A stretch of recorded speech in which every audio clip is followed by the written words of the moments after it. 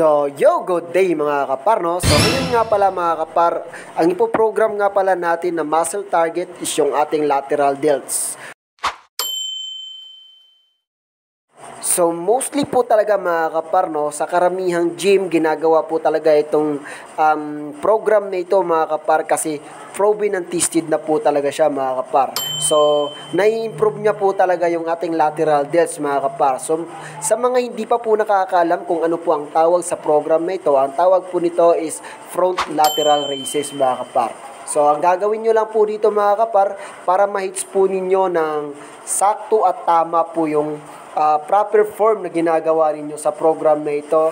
So, magbuhat lang po kayo ng tama na bigat na naaayon lang po sa kaya ninyo. So, wag po kayong magmadali mga kapar. So, trust the process lang mga kapar at gawin lang ninyo yung tama at proper execution ng isang program mga kapar.